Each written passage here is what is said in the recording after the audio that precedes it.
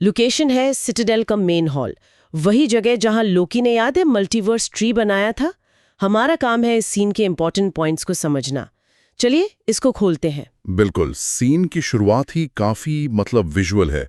Camera पहले पूरे multiverse tree को दिखाता है, टाइमलाइंस चमक रही हैं जैसे, फिर फोकस सीधा कैंग के चेयर के कोर पर जाता है।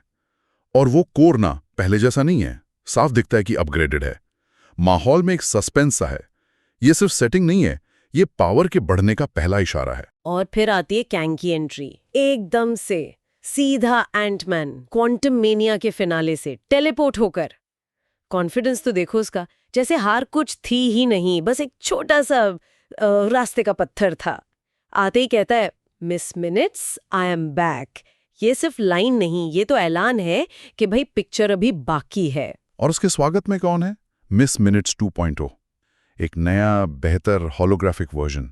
वो आते ही कैंग को बताती है कि उसकी चेयर का कोर अपग्रेड हो गया है। ये इंपॉर्टेंट है क्योंकि ये अपग्रेड उसे हर टाइमलाइन, हर मल्टीवर्स पर जबरदस्त कंट्रोल देता है, आसानी से। हाँ, और मिस मिनट्स ये भी कहती हैं कि लोकी ने जो मल्टीवर्स ट्री बनाया, शायद उसने सोचा होगा कि उसने ही हू रिमेन्स का प्लान फेल कर दिया, लेकिन मिस मिनट्स के हिसाब से लोकी ने अनजाने में कैंग के लिए स्टेज सेट कर दिया है। कितना आयरॉनिक है ये कि सिस्टम को बचाने की कोशिश शायद अगले खतरे को अनजाने में हेल्प कर गई। हाँ, ये पैटर्न हो सकता है इन कहानियों में। कैंग का रिएक्शन भी देखने लायक है। वो मजाक में पूछता है कि क्या लोकी उसकी खबर सुनकर अपनी नई कुर्सी छोड़ देगा। मिस मिनट्स का जवाब भी काफी इंटरेस्टिंग है। वो कहती है, बॉस यही तो मजा है, कुर्सी उसने अपनी मर्जी से चुनी है। और हाँ, अगर आप उसके सामने भी चले गए वो फिर भी नहीं छोड़ेगा। और कैंग का जवाब, perfect, just as I thought. इसमें सिर्फ कॉन्फिडेंस नहीं है, ऐसा लग रहा है जैसे वो इस टक्कर का इंतजार ही कर रहा था। शायद ये भी उसके प्लान का हिस्सा था। बिल्कुल, शायद वो जानता है कि असली पावर कुर्सी पर बैठने में नहीं, बल्कि सिस्टम को कंट्रोल करने में है। इसके बाद वो लूम के पास जाता है, उसे टच करता है। हम देखते हैं कि एनर्जी स्ट्रीम्स रिएक्ट करती हैं, टाइमलाइंस पहले से ज्यादा स्टेबल, ज्यादा साफ दिखने लगती हैं। ये सिर्फ देखना नहीं है, ये उसके कंट्रोल का एक्टिव डेमोन्स्ट्रेशन है। और फिर वो असली पावर शो करता है, एक होलोग्राफिक प्रोजेक्शन। उसमें सारी टाइमलाइंस, सारे वेरिएंट्स दिखाता है, अपने ही क्वांटम वेरिएंट्स को सिमुलेट करके लूम की कैपेबिलिटी टेस्ट करता है।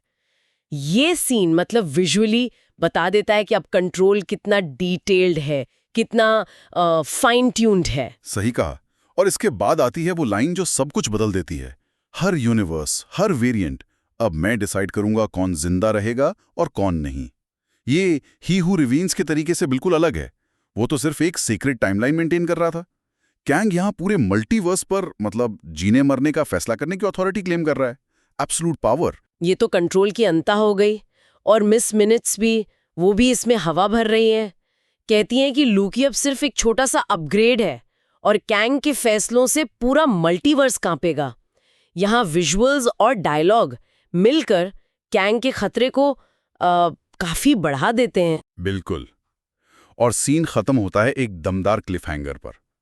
कांग लूम के सामने अपनी चेयर पर खड़ा है पूरे कॉन्फिडेंस के साथ। सिटाडेल की दीवारों पर मल्टीवर्स की ब्रांचेस चमक रही हैं। कैमरा पीछे जाता है, हमें पूरा हॉल दिखता है, लूम पल्स कर रहा है, पीछे मल्टीवर्स ट्री है। एक नए दौर की शुरुआत जैसा लगता है। और एंड में मिस मिनट्स की आवाज आती है, अब गेम ऑफिशियली शुरू होता है। हर टाइमलाइन, हर वेरिएंट और हर चॉइस अब आपके हाथ में है। और सीन कट टू ब्लैक। तो साफ है कैंग वापस आ गया है, पहले से कहीं ज्यादा ताकतवर। और लूम के साथ उसके पास अब जैसे मल्टीवर्स का रिमोट कंट्रोल है।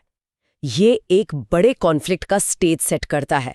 लेकिन इसका असली मतलब क्या है? देखिए, ये सिर्फ एक विलन की वापसी से कहीं ज्यादा है। ये पावर के सेंट्रलाइजेशन का एक नया लेवल है।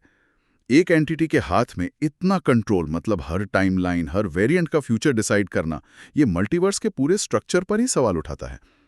इस पावर शिफ्ट का अंजाम क्या होगा, ये तो देखना ही होगा। हाँ, और हमारे लिसनर के लिए ये सोचने की बात है, जब किसी एक शख्स के पास इतनी ताकत आ जाए कि वो अनंत रियलिटीज का फैसला कर सके, तो उन रियलिटीज में रहने वालों के लिए चॉइस या फ्री विल का क्या मतलब रह जाता है? क्या उनकी चॉइसेस अब सिर्फ एक इल्यूजन है, एक धोखा?